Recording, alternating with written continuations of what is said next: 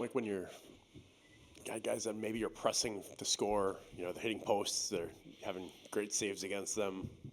How do you just kind of bring it down a little bit to take that frustration off of them until they get one to go? Because we know that's what cures it, but in that space in between, what can you do, I guess? I'll just continue to reinforce the positives. I will say this: if we're not getting those, I think everybody's more concerned, whether it's the players ourselves, because at the end of the day, they look at it and we haven't won in 4 games, and we're at a point where okay, you then look back and you say why? Well, we've given up too much, we haven't scored enough, right? And so you get to that process. I like the direction we're moving, even though the results have not been that way. Our change from Friday to Saturday, I thought was a positive momentum going into this weekend, even though we didn't find a way to get it done. You and I talked that night after the game a little bit on, are we getting the guys, are we getting the opportunities that we need to get to be successful? And I would say that has to be yes. Is it enough? No. And so at the end of the day, as a group, we've got to look at it as it's not good enough yet. But I don't want them, and we've tried to reinforce that show the positives. You don't just show the end result, because it's no different than when we've been successful. You show the process. The results will follow if we continue to find ways to get better. And I know this is boring for you and the people that are here on a daily basis at those little things, because if you're not getting those opportunities, I think it's a greater problem and a steeper hill to climb.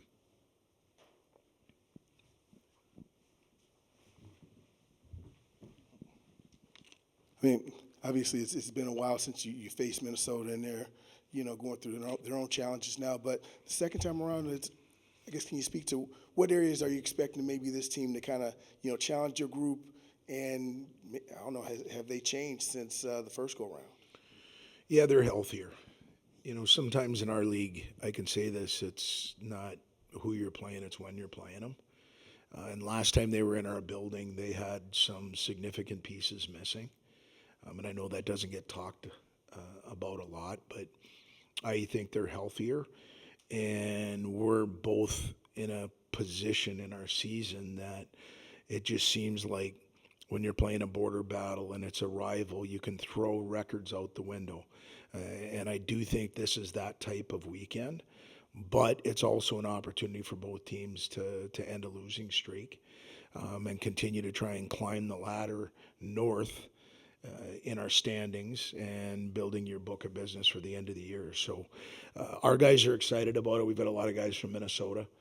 And anytime you play them, whether it's here, there, or outdoors, wherever it's at, there's going to be an intensity level that isn't equaled a lot during our season. You guys won a lot of games this year, but recently certainly it's been tougher to come by. At what point does it become more on your leadership group than maybe on the coaching staff to get these guys back on track? I guess to rephrase, how much do you lean on your leadership group in times like this to get this group back to where we know it can be, which is one of the best teams in the country? Well, we're going to stay with that because they were there from July to this point. It's been different. It's a different view for them. It's a lot easier to keep a train on the tracks than it is once it gets off, getting it back on. And so we've had some of those guys, if you look at early in the season, with Schultz and Morrissey being 2 of the 4 that are in that group, being removed from that, from the injury standpoint. There's been a little bit more put on the plate of Ben Dexheimer and Joe Plotachuk, but we've also utilized some support. Guys that have been there before, the Tassies, the Fitzgeralds, the Finleys, and we're going to continue to do that. Ours is worried about our dailies, and that group has done a good job, I think, at refocusing our group on what we get to control.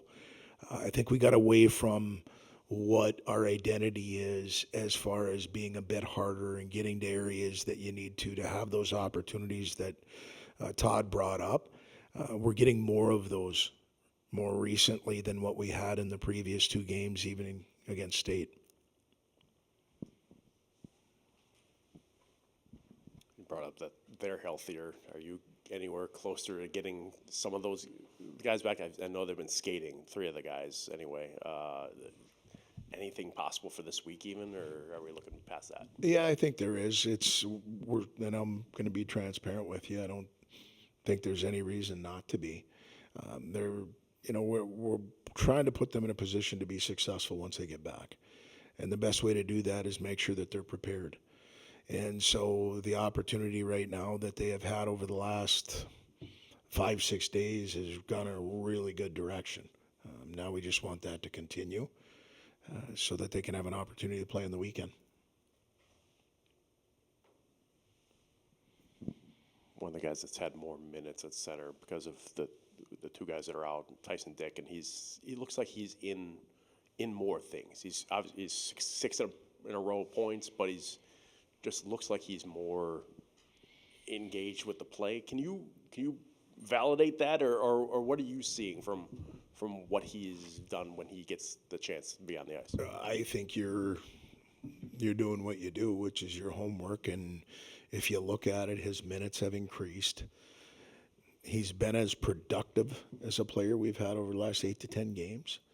And he's taken advantage of the opportunity. And this is what I've talked to you about previously. When guys go down, roles change for different players because they get those opportunities. Right now, he scores a power play goal this last weekend. He was worked his way back onto the power play. You saw on the weekend, he's worked his way into the penalty kill because we were getting a little leaky there. And with some of the bodies that were out, we needed different guys to step into that role. And he's getting more 5-on-5 minutes and taking advantage of it. He's a smart hockey player. I think he did a lot this summer to get himself in a position physically so that if this opportunity presented itself, if he earned that opportunity, he'd be prepared for it. And he's been good for us over this stretch. I know as a club, we're not getting done what we want on the wins and losses piece, but him as a player, I'm really excited about his direction.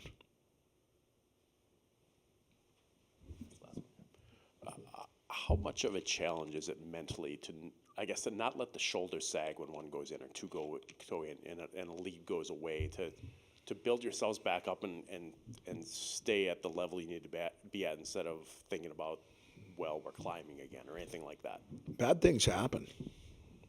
How do you react to them?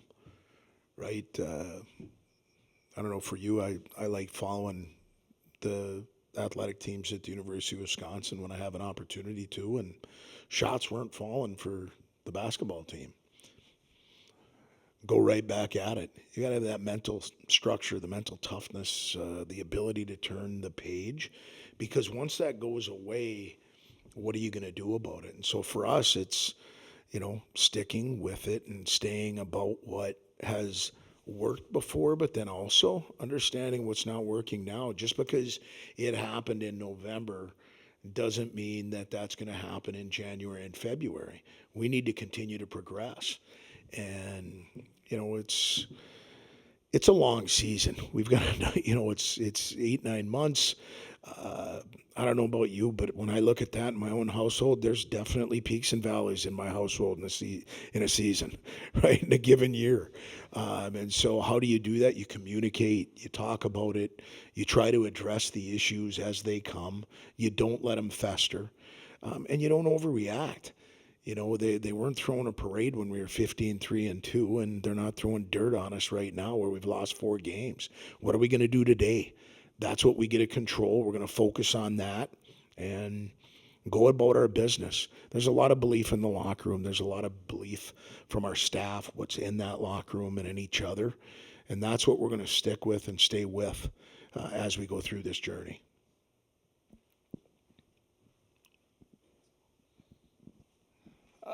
Quinn Finley was in here on Saturday night and seemed to shoulder a lot of the responsibility on that loss himself, as who he wanted to put it on. I'm kind of wondering, just as teams have really kind of keyed in on him the last few weeks for good reason, what does your group maybe have to do to help him get going a little bit more, or to help support him in all the load that he himself is personally shouldering? First and foremost, I think he showed a lot in the idea of just his own personal accountability. That's where a lot of this for us on our dailies start. When things don't go well, It's easier to point a finger than it is a thumb. You know, if you look in the mirror and you address what you did or what you didn't do, understand it, process it, and move on. Use it as a learning tool. I think you saw a lot of what goes on in our locker room where I watched the same interview and Quinn talked about it, but Christian Fitzgerald washed it away and said, you know, our group wins and loses as a team. Quinn Finley scored overtime goals. He scored game-winning goals. He's allowed us to get to this point, and he's a very integral part to our team. Now, is he trying to work on some other things that he feels and we feel he needs to work on? Yeah, and welcome to college hockey and welcome to development. Those are things you have to go through. And so, you know, I obviously, Quinn's been marked for quite a while when we're going to play somebody, as he should be. And so he's just continuing to grow his game, and to see him manage that the way that he has, I think is a great step in a positive direction for him, for us, and to see Christian have his back just like everybody else does in that locker room. It's important.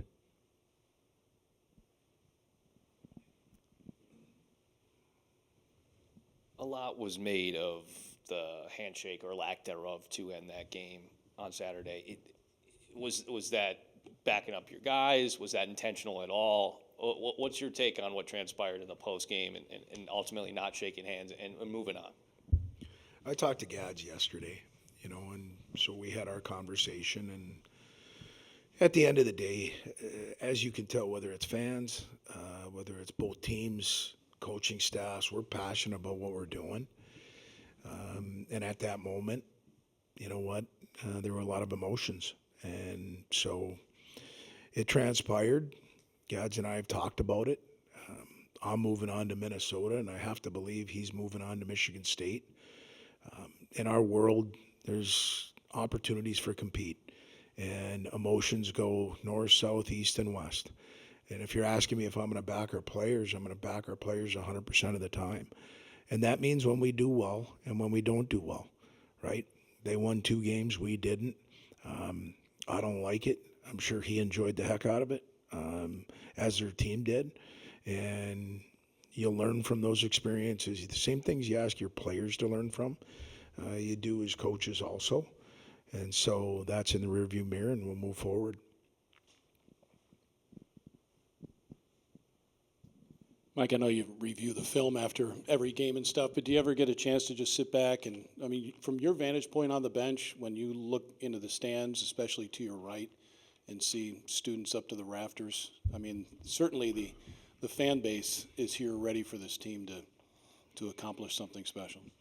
As I appreciate you bringing that up, I'll also tell you from day one, the student section here and the Crease Creatures and getting to meet those people and listening to either experiences that they've had in the short time that I've been here, experiences that they had previously, and ones that they are hoping to experience here in the second half, has made an impact, I think, on the overall environment at the Kohl Center again.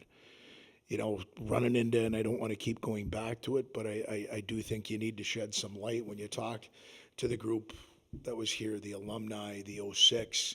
I remember having some conversations day one after the initial press conference, and it was, you know what we really need to do is we need to get the Kohl Center rocking again. Well, one of the most important pillars of that since I've been here has been our student section. They're phenomenal. When you have other teams engaging with your student section the way that they did this last weekend, they're passionate about coming and supporting the group and the Motion W. And I think that says a lot about their involvement and the appreciation. We don't always get to reach out to them and tell them how much we appreciate them. The guys don't get to sit up here and tell you what it means to them. I get to witness that, one, on the bench, but two, more importantly, in the locker room and listening to the importance of that connection with that group and our team, and how they're coming out and supporting us and how they have from day one. I can't say thanks enough. We're going to continue to need you. We want you in the building because you make this a special place, along with a lot of the other people here that are starting to look at. If there's a coin toss this weekend on if I'm staying around a fire and hanging out at home, or if I'm going to go to an event that's 15, 20, 25 below wind chill, I know from the hockey side what I'm doing. Those students have a lot of things they could be doing. And I just appreciate what they bring to our environment here at the Kohl Center and how important they are to providing that environment.